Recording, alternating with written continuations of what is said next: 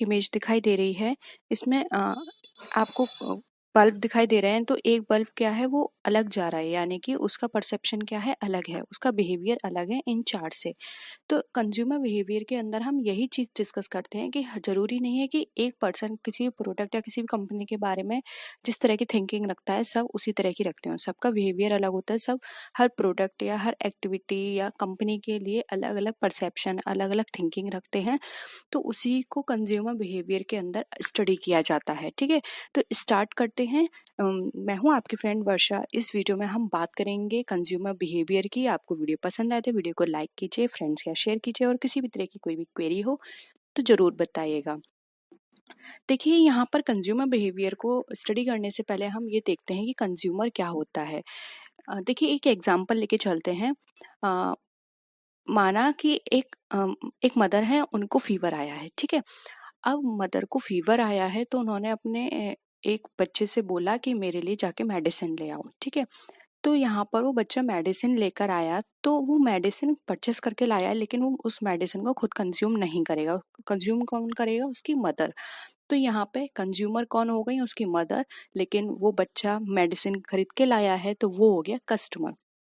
तो कंज्यूमर वो होता है जो कि उस किसी भी सर्विस या किसी भी प्रोडक्ट को कंज्यूम करता है, उसे बोलते हैं हम कंज्यूमर। ठीक है, और कस्टमर वो होता है जो परचेस करता है लेकिन वो खुद उस प्रोडक्ट को कंज्यूम नहीं करता है।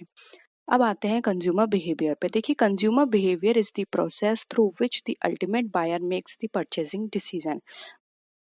कंज्यूमर बिहेवियर के अंदर एक पर्सन डिसीजन लेता है कि उसको वो प्रोडक्ट खरीदना है या नहीं, वो खुद अपने कंजम्पशन के लिए डिसीजन लेता है। ठीक है, कंज्यूमर बिहेवियर के अंदर हम एक स्टडी करते हैं कि कैसे एक इंडिविजुअल डिसीजन लेगा कि वो पर्टिकुलर प्रोडक्ट पे स्पेंड करे या ना करे, वो उसको कंजम्पशन उस प्रोडक्ट को कंज्यूम कर सकता है या नहीं। ठीक है, तो ये पूरा डिसीजन कंज्यूमर बिहेवियर पर डिपेंड करता है। ये एक स्टडी है जिसके अंदर वो खरीदता है, क्यों खरीदे, कब खरीदेगा, कहाँ से खरीदेगा, कितना खरीदेगा, इन सारी चीज़ों को वो एनालाइज करता है। ठीक है, तो वो हमारा कहलाता है कंज्यूमर बिहेवियर। अगर हम यहाँ पर एक डेफिनेशन लेके चलें तो देखिए, कंज्यूमर बिहेवियर रिफ्लेक्ट करता है कंज्यूमर की पूरी टोटल डिसीजन पर कि वो उस कंजम्पशन, जो भी प्रोडक्ट वो खरीद रहा है उसका कंजम्पशन कितना करेगा, कहाँ करेगा, कितना वो वहाँ उस पर स्पेंड कर सकता है, या फिर उसकी सर्विस उसको किस लेवल तक सेटिस्फाई करती है, या फिर वो कंज्यूमर उस प्रोडक्ट को खरीदने के लिए किस हद तक डिसीजन ले सकता है। ठीक है, तो ये सारी चीजें एक कंज्यूमर बिहेवियर पे डिपेंड करती हैं। अब हम बात करते हैं, देखिए, फैक्टर्स आते हैं यहाँ पर। तो फैक्टर्स को पहले पढ़ने से पहले हम ये देख लेते हैं कि कंज्यूमर बिहेवियर किस तरह के हो सकते हैं। तो देखिए, कंज्यूमर बिहेवियर मेनली हम दो पार्ट में डिवाइड कर सकते हैं, एक है हाई इन्वॉल्वमेंट, एक है लो इन्वॉल्वमेंट। देखिए, हाई इन्वॉल्वमेंट वो होता है जहाँ पर कंज्यूमर कोई भी प्रोडक्ट को परचेस करता है तो वहां पर वो ब्रांड पे फोकस करता है, यानी कि अगर किसी ब्रांड की हम बात करें तो वहां पे कंज्यूमर का हाई इन्वॉल्वमेंट होता है, उसको वो प्रोडक्ट चाहिए, यानी कि वो उसके लिए उसकी डिजायर होती है कि वो उस प्रोडक्ट को परचेस करेगा। लेकिन लो इन्वॉल्वमेंट वो होता है जहाँ पे कोई ब्रांड नहीं होता, सिर्फ वो ये देखता है कि उससे उसकी नीड सेटिस्फाई हो रही है या नहीं, उसका इतना इन्वॉल्वमेंट नहीं होता उसको प्रोडक्ट को परचेस करने में। तो वो कहलाता है हमारा लो इन्वॉल्वमेंट।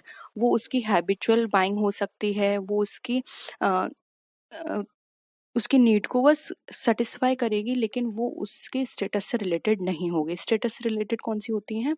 जो हम ब्रांड की तरफ फोकस करते हैं, जिसको हम हाई इन्वॉल्वमेंट बोलते हैं। ठीक है, तो ये कंज्यूमर बाइंग बिहेवियर दो तरह के हो गए, हाई इन्वॉल्वमेंट और लो इन्वॉल्वमेंट।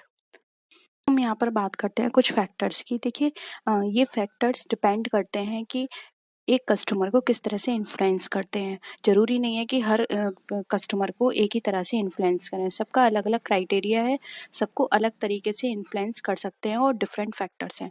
तो देखिए, यहाँ पर जो फैक्टर्स हैं वो है, फर्स्ट है हमारा कल्चरल फैक्टर्स। कल्चरल फैक्टर्स में आता है कल्चर, सब कल्चर एंड सोशल क्लास। अब इसको वन बाय वन डिस्कस करते हैं। देखिए, कल्चर फैक्टर के यहाँ अंदर हम बात करें तो देखिए, हर पर्सन का कल्चर अलग होता है, वो एक कल्चर से बिलोंग करता है। उसके रूल्स, वैल्यूज़, बिलीव्स बिहेवियर, ये सब एस्पेक्ट अलग होते हैं यहाँ पर सोसाइटी के। और ये जो पूरा कल्चर होता है उसको एक सोसाइटी से बाइंड करके रखता है, यानी कि हर पर्सन एक कल्चर से जुड़ा हुआ होता है। अब वो डिपेंड करता है कि उसका कल्चर कैसा है, उसके बिलीव्स कैसे हैं, उस पे ही उसकी पूरी कंज्यूमर बाइंग बिहेवियर डिपेंड करेगा। ठीक है, जैसे कि अब हम एक कंपनी का एग्जांपल लेते हैं, मैकडोनल्ड। मैकडोनल्ड में मेजॉरिटी सेल है वो किससे आती है, बीफ की सेल से आती है। लेकिन जैसे कि हम सब जानते हैं कि इंडिया में जो काऊ है उसको उसको पूजा करते हैं लोग, उसको एज अ सेक्रेड एनिमल मानते हैं। तो यहाँ पर हम ये नहीं कह सकते कि ये कंपनी अगर इस तरह का प्रोडक्ट यहाँ पे लॉन्च करेगी तो वो सेल हो पाएगा। उसको यहाँ पर अपनी जो टेक्निक से चेंज करनी पड़ेंगी, तभी वो यहाँ पर सरवाइव कर सकती है। इसीलिए ये डिपेंड करता है कि कोई भी कंपनी किसी भी एरिया में जा रही है अपने प्रोडक्ट को सेल करने या लॉन्च करने, तो उसे सबसे पहले वहाँ का कल्चर देखना होगा, तभी वहाँ पर उसका प्रोडक्ट सरवाइव कर पाएगा। ठीक है, सेकंड आता है उसका सब कल्चर। अब सब कल्चर की बात करें तो देखिए, हर कल्चर का एक ओन सब कल्चर होता है। अब ये सब कल्चर जो होता है डिपेंड करता है एक फॉलोड पीपल पर, यानी कि ये जरूरी नहीं है कि सब लोगों का कल्चर और सब कल्चर सेम हो। कल्चर में भी सब कल्चर होते हैं, वहाँ पर भी फर्दर लोग क्लासिफाई हो जाते हैं। अब हम यहाँ पर अगर एक एग्जांपल लें तो जैसे कि देखिए, एज सब कल्चर में आता है, religion, common experience, even geographic location भी हमें सब कल्चर के थ्रू डिवाइड कर देती है। तो यहाँ पर आपको ये देखना होगा, आप कोई भी प्रोडक्ट लॉन्च कर रहे हैं तो उस प्रोडक्ट के लिए जो कंज्यूमर हैं या जो कस्टमर जिसको हम टारगेट करना चाह रहे हैं उसकी एज कितनी है, या फिर उसकी हैबिट्स क्या हैं, उसका रिलीजन क्या है, ये सारी ही चीज़ें कंज्यूमर बाइंग बिहेवियर पर डिपेंड करती हैं। अगर उसका एज होगा कम है तो आप उसके अकॉर्डिंग प्रोडक्ट को लॉन्च करोगे। जैसे कि स्वीट, अगर आप छोटे बच्चों के लिए जो प्रोडक्ट है तो आप उसमें स्वीट ऐड करोगे अगर वो फूड आइटम है तो। ठीक है, और अगर वो यंग के लिए है या फिर ओल्ड पर्सन के लिए तो आप उसमें इतनी शुगर ऐड नहीं करोगे, क्योंकि आपको पता है कि शुगर जो है उसे डायबिटीज होने के चांस होते हैं। इसलिए ये डिपेंड करता है कि आप जिस भी कस्टमर को टारगेट करने वाले हैं उसकी एज क्या है, उसका इंटरेस्ट क्या है, और वहाँ की जो जोग्राफिकल बाउंड्रीज हैं वो आपके प्रोडक्ट के अकॉर्डिंग है या नहीं। ऐसा तो नहीं है आपका प्रोडक्ट बहुत जल्दी खराब होने वाला हो, तो वहाँ पर आपका प्रोडक्ट क्या होगा, या तो अगर वो सेल हो गया तो ठीक है, नहीं तो आपका प्रोडक्ट बहुत जल्दी खराब हो जाएगा जिससे कंपनी को लॉस होगा। ठीक है, तो ये सब चीज़ें आपको देखनी होंगी। फिर आता है सोशल क्लास। सोशल क्लास की यहाँ पर बात करें तो सोशल क्लास में जो सोसाइटी होती है वहाँ पे और क्लासिफिकेशन हो जाता है हायरार्की के बेसिस पर, जैसे कि अपर क्लास हो गया, अपर मिडिल क्लास और लोअर क्लास। तो ये डिपेंड करता है कि जो आप जिस सोसाइटी में आप अपने प्रोडक्ट को लॉन्च कर रहे हैं वहाँ की सोसाइटी किस लेवल की है। वहाँ पे रिच पीपल ज़्यादा हैं, एवरेज भी लोग ज़्यादा हैं, या फिर लोअर लोग ज़्यादा हैं। ठीक है, यानी कि यहाँ पे एक तरह से हम बात कर सकते हैं कि उनका इनकम क्राइटेरिया कितना है।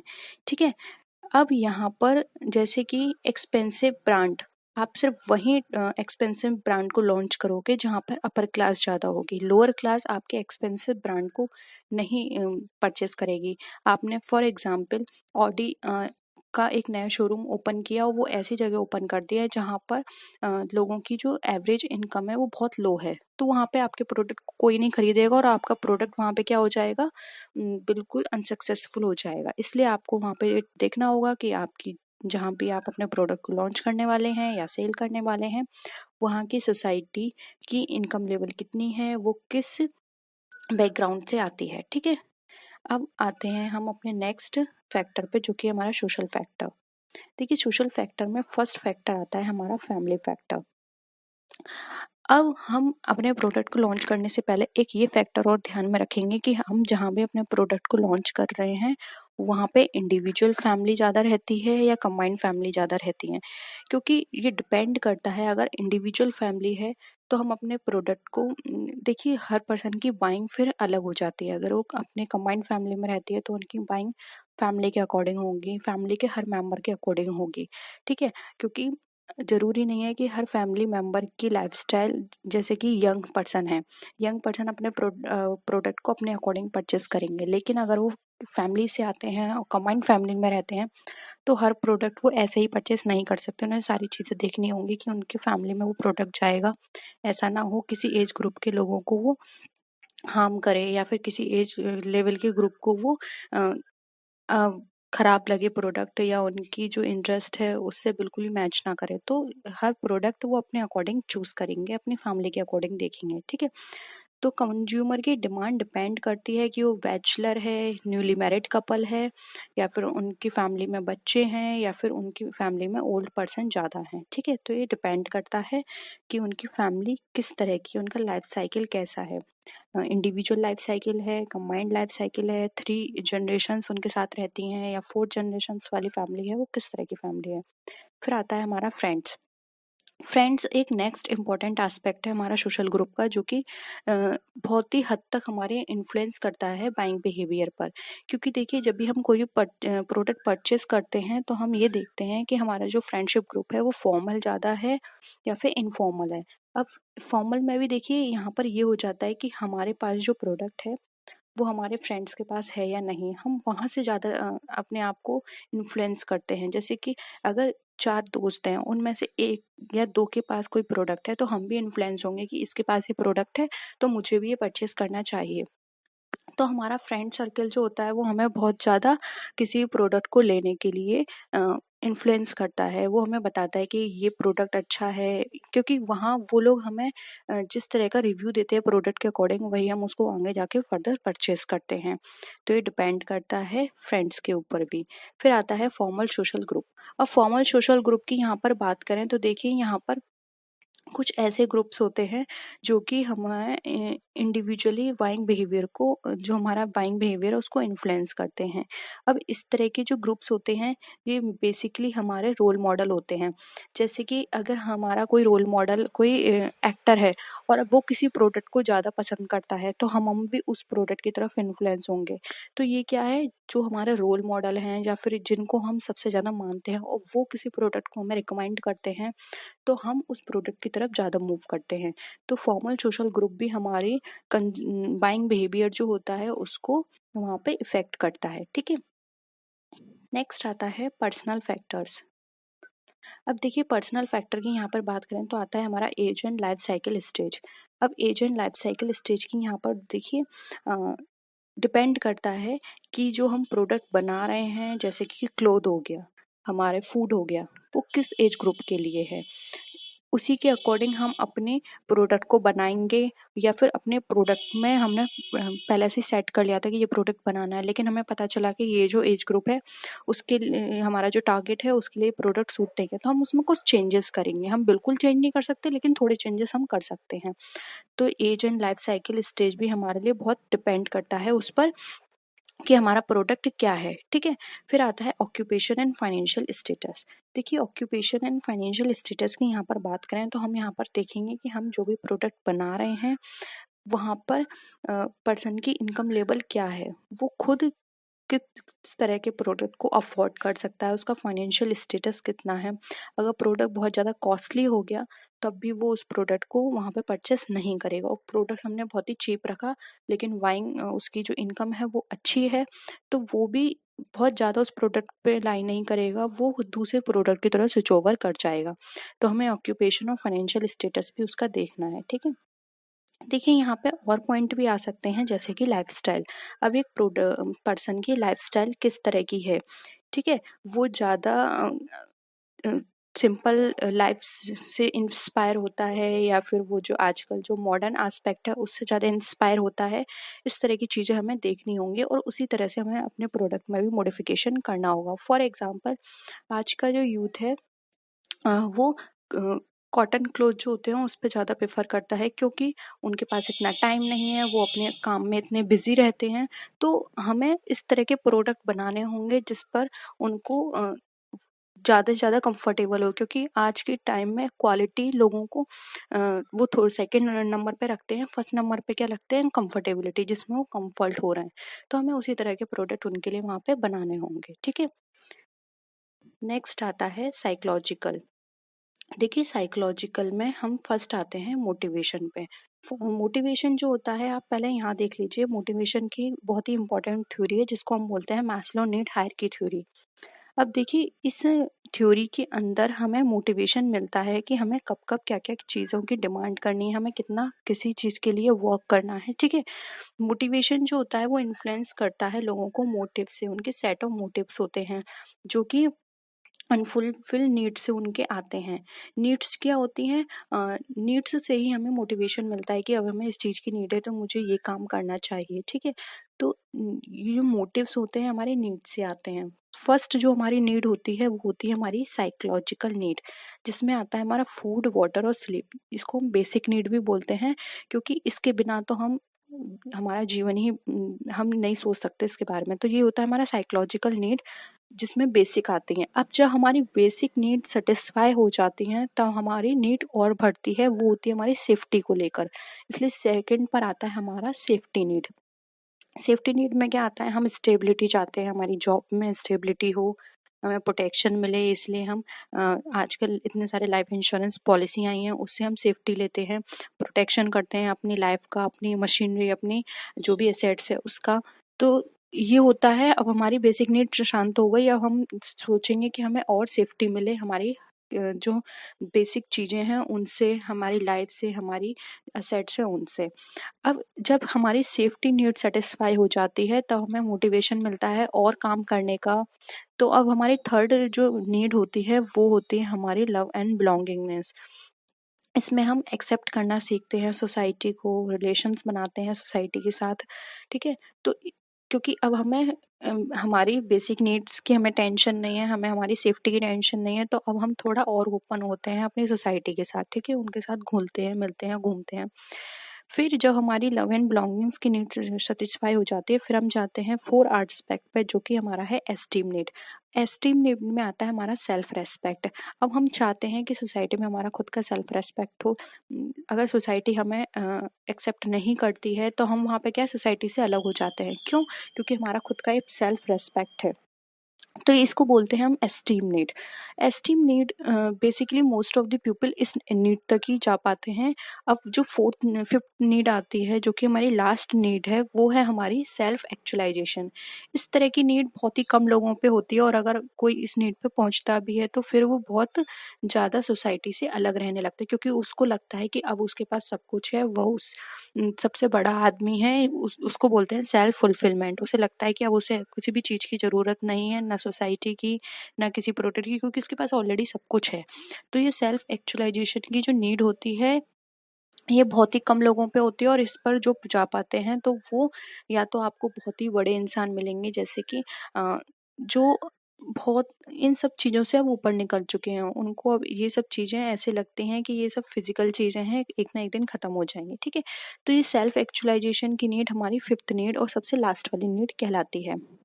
इस नीड को सेटिस्फाई करने के लिए हमें कुछ इंटेंसिटी होती है हमारी। देखिए डिपेंड करता है कुछ चीज़ों पे कि ये जो नीड्स हैं हमारी, उनको लेने की, नीड्स को सेटिस्फाई करने की हमारी इंटेंसिटी क्या है। सिर्फ हमें खुद को उससे सेटिस्फाई करना है या खुद को उससे और भी ज़्यादा मोटिवेट करना है, क्या रिक्वायरमेंट है इन नीड्स की, ठीक है?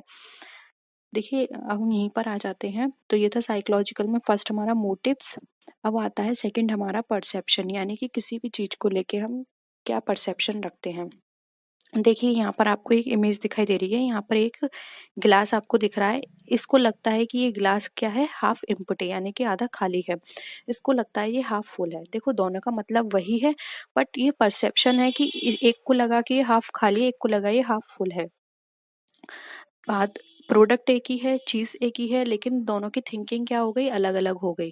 तो ये डिपेंड करता है परसेप्शन पर कि कौन सा पर्सन किसी भी चीज़ को किस तरह से लेता है। 2 एस्पेक्ट होते हैं किसी भी चीज़ को हमें सोचने के, एक होता है हमारा पॉजिटिव एस्पेक्ट, एक होता है हमारा नेगेटिव एस्पेक्ट। तो यहाँ पर डिपेंड करता है कि कोई भी सर्विस हम ले रहे हैं या कोई भी हम प्रोडक्ट ले रहे हैं, तो उसको लेने का हमारा परसेप्शन क्या है। वो प्रोडक्ट हमें ज़्यादा पसंद है, या फिर उस कंपनी से हमें लगाव है, या फिर वो हमारा रोल मॉडल ले रहा है इसलिए हम उस प्रोडक्ट को परचेस कर रहे हैं, या फिर किसी ने हमें फोर्स किया है उस प्रोडक्ट को लेने के लिए, या फिर वो सिर्फ ब्रांड की वजह से हम उस प्रोडक्ट को ले रहे हैं, ठीक है? तो परसेप्शन यहाँ पे क्या हो गया, हमारा अलग हो गया। अब यहाँ पर एक इंडिविजुअल अगर किसी प्रोडक्ट को सेलेक्ट करता है, इंटरप्रेट करता है, और उसकी जो स्टिमुली होती है वो मीनिंगफुल थॉट्स में चेंज होती है, एक पिक्चर बनती है, उसको हम बोलते हैं यहाँ पे परसेप्शन। क्या परसेप्शन था उसको इस प्रोडक्ट को लेने का, उसको प्रोडक्ट को देखते ही क्या एकदम माइंड में आया, ठीक है। ये डिपेंड करता है इंडिविजुअल पर। तो ये भी बाइंग बिहेवियर को हमारे चेंज करता है कि हमें ये प्रोडक्ट खरीदना चाहिए या नहीं। तो ये परसेप्शन जो होता है ये हेल्प करता है लोगों को प्रोडक्ट खरीदने में, और यही परसेप्शन एक कंपनी के लिए भी हेल्पफुल होता है कि वो अपने कस्टमर का परसेप्शन, अगर उन्हें पता चलता है कि उनका कस्टमर किस परसेप्शन के साथ उनका प्रोडक्ट ले रहा है, तो वो उसी अकॉर्डिंग अपने प्रोडक्ट को उस चीज में ढाल के उसको प्रेजेंट करें कस्टमर के सामने, उसको मार्केट में उतारें, ठीक है। थर्ड आता है हमारा लर्निंग।